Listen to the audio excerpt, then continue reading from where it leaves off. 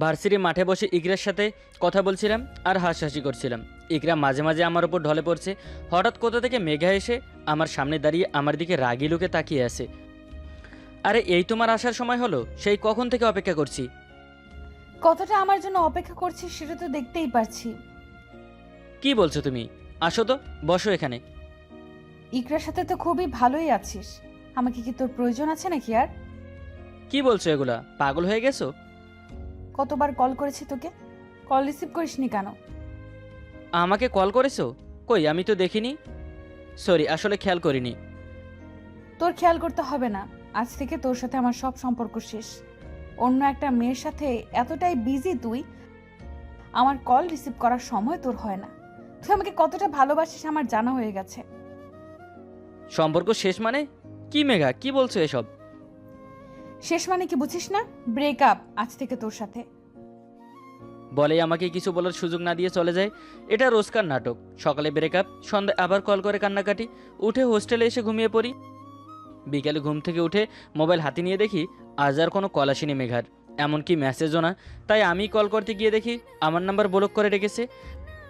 Messenger গিয়ে দেখি একই অবস্থা, হোয়াটসঅ্যাপেও সেম। সত্যি সত্যি কি ব্রেকআপ করে দিল নাকি? হয়তো অনেক রেগে আছে এখনও, রাতে ঠিক হয়ে যাবে। বিকেল গড়িয়ে সন্ধ্যা, সন্ধ্যার শেষে রাত, এখনও কোনো কল আসেনি মেঘার। আর আমাকে এখনও ব্লক করে রেখেছে। সকালে ভার্সিটি গিয়ে রাগ ভাঙাতে হবে। এসব ভাবতে ভাবতে খাবার খেয়ে ঘুমিয়ে পড়ি। পরের দিন ভার্সিটি এসে দেখি মেঘা আসেনি। ওর বান্ধবীদের থেকে খবর নিয়ে জানতে পারি কাল নাকি ভার্সিটি থেকে গিয়ে গ্রামে চলে গেছে, আর কখনো আসবে না। শুধু শুধু এতটা ড্রামা না করলেও পারতে মেঘা। ঠিক আছে, যদি আমার সাথে কথা না বলে ভালো থাকো, আমিও আর তোমাকে বিরক্ত করব না। আমিও আজ বাসায় চলে যাব। এখানে থাকলে তোমার কথা ভুলতে পারবো না। তোমার আর আমার স্মৃতি দিয়েই ঘেরা এই জায়গা। যেমন ভাবনা তেমন কাজ। হোস্টেলে এসে সব কিছু একটা ব্যাগে ভরে চলে আসি বাস স্টেশনে। টিকিট কেটে বাসে উঠে পড়ি। চোখ বন্ধ করে বসে আছি। একটু পর বাস চলতে শুরু করে আপন গতিতে। 3 ঘন্টা পর বাস এসে থামি মুন্সিগঞ্জ। বাস থেকে নেমে সিএনজি স্টেশনে গিয়ে উঠে পড়ি। 40 মিনিট পর নিজের গ্রাম আধারা। সিএনজি ভাড়া দিয়ে বাসায় আসতেই আম্মু বলে, কিরে শ্রাবণ, তুই কোনো খবর না দিয়ে চলে এলি? সবকিছু ঠিক আছে তো? আম্মু, সব কিছু ঠিক আছে। তোমাদের খুব মিস করছিলাম তো, তাই চলে এলাম। ভাইয়া কোথায়? রুমে আছে। কি করে জানিস সায়ান? কি করছে ভাইয়া আবার? বিয়ে করে কাল বউ নিয়ে বাসায় এসেছে, আমরা কেউ জানি না। ভাবির বাসায় সবাই জানে এসব? আমাদেরকেই বলেনি, বিয়ে করে বউ নিয়ে এসে বলছে বিয়ে করে ফেলেছে। মেনে নিয়েছে তারা সব? তাদেরকেও আমাদের মতো বিয়ের পর জানিয়েছে। না মানে কি করবে, দুইজন দুজনকে নাকি 5 বছর থেকে ভালোবাসে, আর কাল কাজী অফিসে গিয়ে বিয়ে করে চলে এসেছে। আচ্ছা, আমি দেখছি। বলেই ভাইয়া রুমে চলে যাই। ভাইয়া আমাকে দেখে কাছে এসে জড়িয়ে ধরতে গেলে আমি বলি, তোর সাথে কোনো কথা নেই। তুই বিয়ে করেছিস আর আমাকে বলিসনি? আমি তোর কেউ না, তাই না? ভাই, তুই তো একটু বোঝার চেষ্টা কর আমি কোন অবস্থায় বিয়েটা করেছি।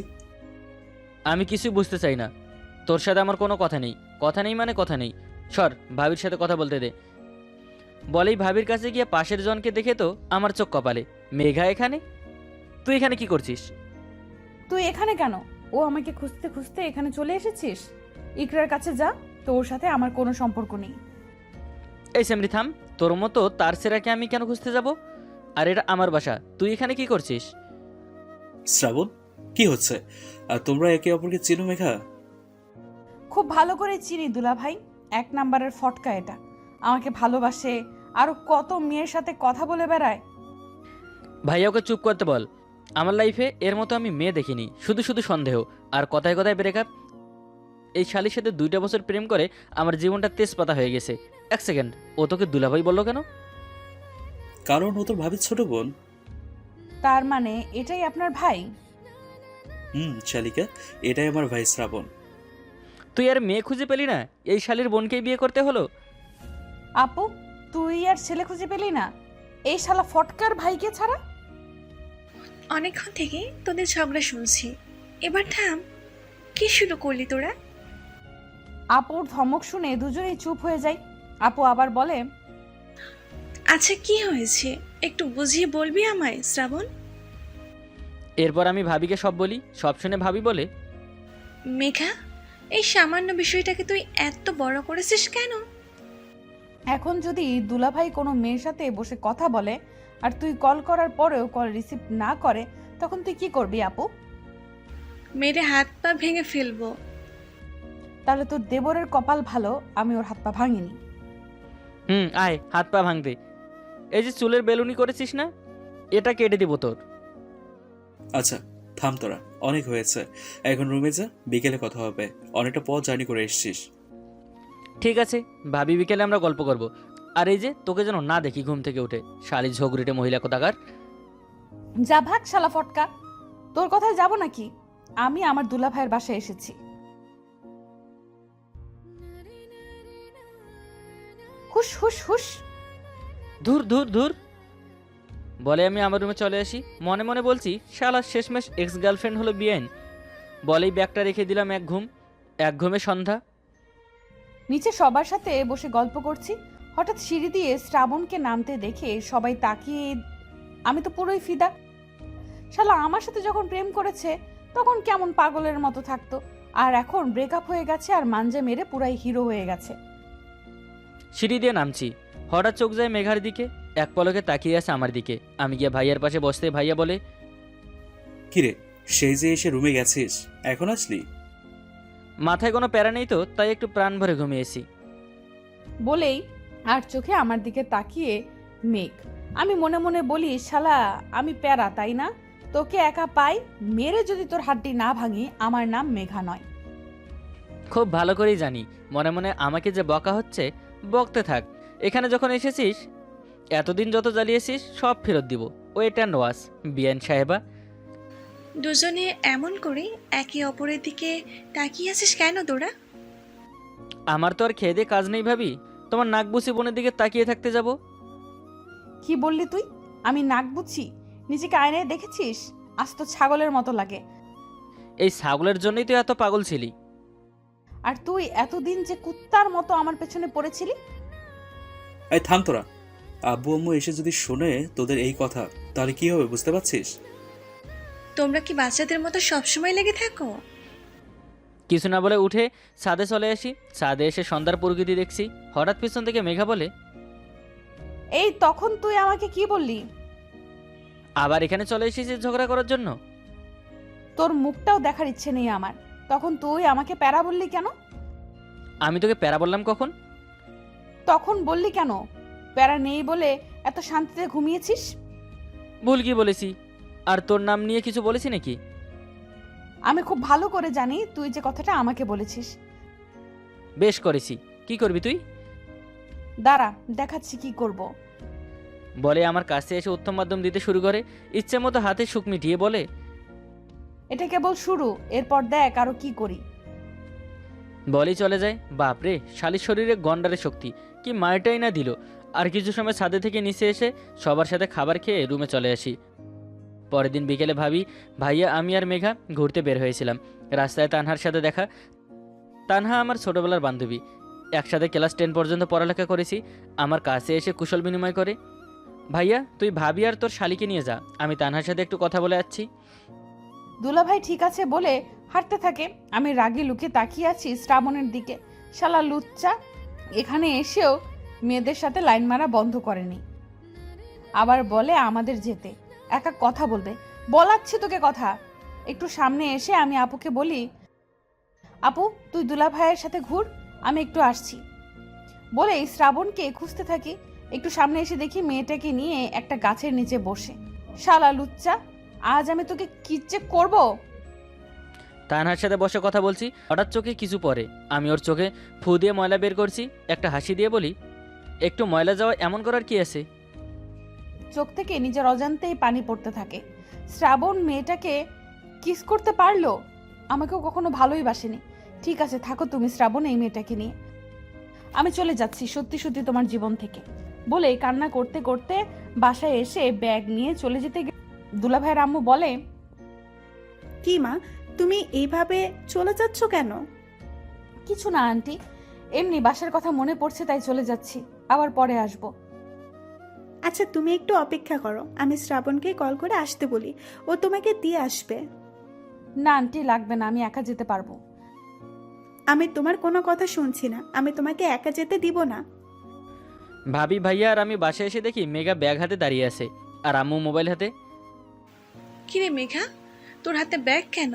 কোথায় যাচ্ছিস তুই? আমি বাসায় চলে যাব আপু। বাসায় চলে যাবে মানে? তুমি তো কালই আসলে আর বললে 1 সপ্তাহ থাকবে। হঠাৎ কি হলো তোমার?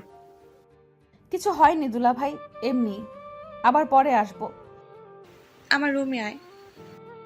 বলেই ভাবি মেঘাকে নিয়ে রুমে চলে যায়, আম্মু ভেতরে চলে যায়। ভাইয়া আমাকে বলে, কিরে, তুই কি কিছু বলেছিস মেঘাকে?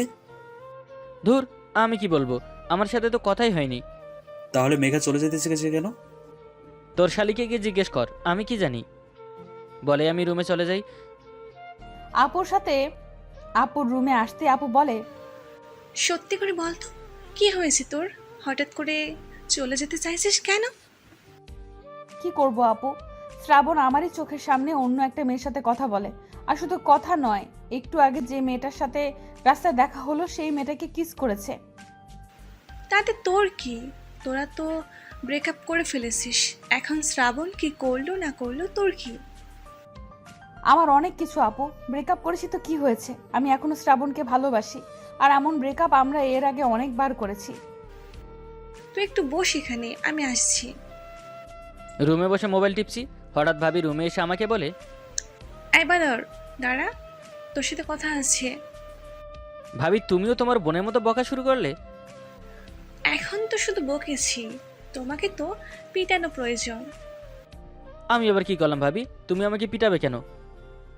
প্রেম করিস আমার বোনের সাথে আর কিস করিস অন্য মেয়েকে।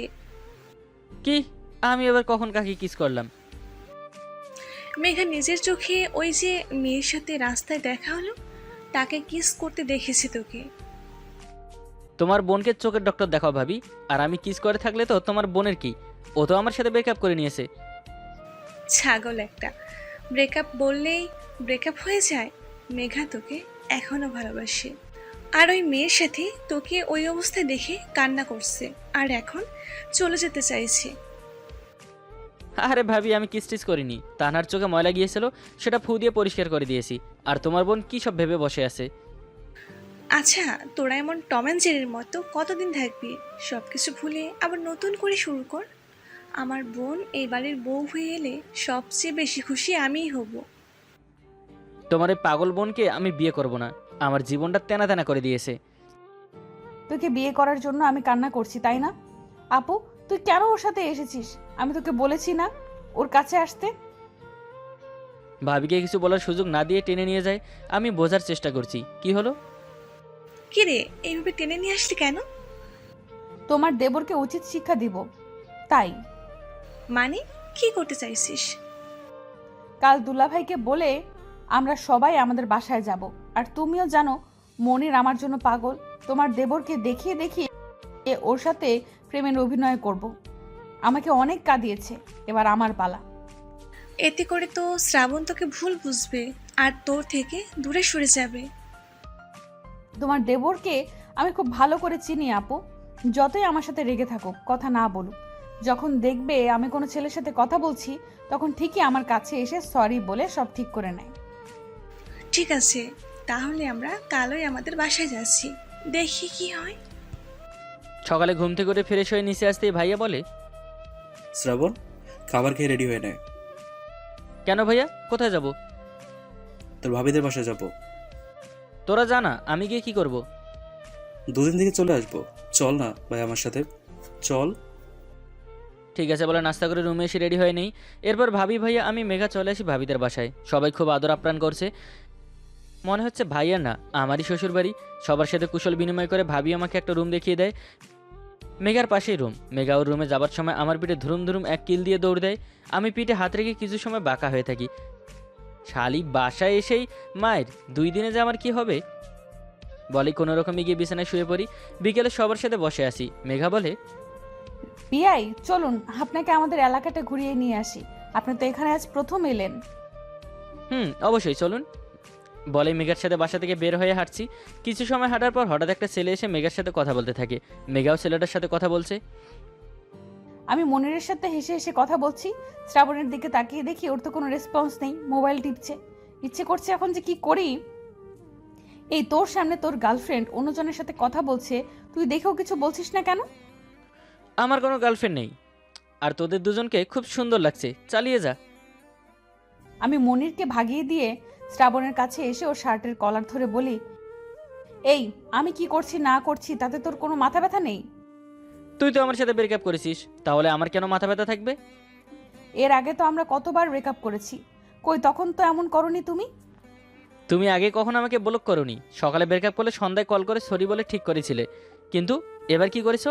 তোমার জন্য আমি 2 দিন কেঁদেছি, শেষে তোমার বান্ধবী থেকে জানতে পারলাম তুমি বাসায় চলে গেছো। ছোট ছোট বিষয়কে বড় করে শুধু ঝামেলা করাই তোমার অভ্যাস, আমি আর এসব নিতে পারবো না, গুড বাই। বলেই চলে আসতে গেলে মেঘা আমার হাত ধরে কান্না করতে করতে বলে, কি করব, তুমি জানো না আমি তোমাকে কতটা ভালোবাসি, আর তুমি কারোর সাথে কথা বললে আমার কতটা কষ্ট হয়, তোমাকে আমি কি করে বোঝাবো? আমাকে কিছু বোঝাতে হবে না, আমি সব জানি, তাই তো এখানে প্ল্যান করে এনেছো তাই না? আর এই ছেলের সাথে ড্রামা করছিলে আমাকে দেখিয়ে। তুমি এগুলো জানলে কি করে? এরপর থেকে যখন প্ল্যান করবে আশেপাশে তাকিয়ে তারপর করো। আচ্ছা, তার মানে তুমি সব জানতে আগে থেকেই, তাই তো বলি যে কি আমাকে কোনো ছেলের আশেপাশে দেখলে রাগ করে, সে এত শান্ত কেন? বুঝতে হবে তো। বুঝেছি, এখন কি করবে? চলো বাসায় গিয়ে সবাইকে জানিয়ে বিয়ে করে ফেলি, এক্স গার্লফ্রেন্ড থেকে বিয়েন আর এখন বউ। বলে দুজনে হেসে দেই, এরপর দুজন দুজনকে শক্ত করে জড়িয়ে ধরি, মেঘার চোখের পানি মুছে দিয়ে কপালে চুমু দিয়ে আবার জড়িয়ে ধরি। আব্বু আম্মুকে কল করে মেঘাদের বাসায় আসতে বলি। একটু পরে মেঘা আমি ওদের বাসায় আসতেই আম্মু বলে, কি রে, হঠাৎ কল করে আসতে বললি? কি এমন কথা আছে? আম্মু জানি না তোমরা আমাদের কথা শুনলে কি রিয়াকশন করবে, তবে আগে ঠান্ডা মাথায় আমাদের কথা শোনো। কি এমন কথা আছে? এত না পেঁচে সোজা বল, কি বলবি? সবকে আমি বলবো, তুমি এবার বলো। না, আমার ভয় করছে, তুমি বলো। এই তোরা কি কানে ফিসফিস করছিস? বল কি বলবি? আম্মু, আমি আর মেঘা আমরা একে অপরকে ভালোবাসি আর বিয়ে করতে চাই। কি, মাত্র কয়েকদিন আগে একজন পালিয়ে বিয়ে করে পাশে এসেছে, আর আরেকজন মাত্র 2 দিনে তোরা একে অপরকে ভালোবেসে ফেললি? 2 দিন আন্টি, আমরা আরো 2 বছর আগে থেকে একে অপরকে ভালোবাসি। আমাদের মাঝে একটু ঝগড়া ছিল, তাই কথা বলিনি। এখন সব ঠিক হয়ে গেছে আর আমরা বিয়ে করতে চাই। বড় ভাইয়ের কাছ থেকে শিখেছে, এখন তো এটাই করবে। ভাগ্যিস পালিয়ে যায়নি। আম্মু, এখানে ভাইয়াকে টেনো না, আর আমরা চাইলে পালিয়ে বিয়ে করতে পারতাম, কিন্তু তোমাদের সম্মান নষ্ট করতে চাইনি। আমরা চাই না আমাদের জন্য সবাই তোমাদের 2 পরিবারের আঙ্গুল তুলুক। আমরা তোমাদের মত নিয়েই পারিবারিকভাবে বিয়ে করতে চাই। দেখে কিছু শিখ, ছোট ভাই হয়ে আমাদের সম্মানের কথা ভেবে পালায়নি, আর তোরা বড় হয়েও পালিয়ে গেছিস। এরপর আম্মু মেঘার আম্মুর সাথে কথা বলে, আমাদের কথা শুনে তাদের কোনো আপত্তি নেই, সবাই রাজি আমাদের বিয়ের জন্য। মেঘা খুশিতে আমাকে জড়িয়ে ধরে গালে চুমু দেয়, সবাই লজ্জায় চোখ বন্ধ করে নেয়। এখানেই শেষ করছি, তবে একটা কথা, কাউকে ভালোবাসলে তাকে বিশ্বাস করতে শিখুন, আর ছোট ছোট ভুলগুলোকে বড় করে না থেকে ভালোবাসা দিয়ে ভুলগুলোকে শুধরে দিন। আর বারবার ব্রেকআপের পরও যে ভালোবাসা ফিরে আসে, সেটাই তো সত্যিকারের ভালোবাসা। ভালো থাকুক ভালোবাসা, ভালো রাখুন ভালোবাসার মানুষকে। আল্লাহ হাফিজ।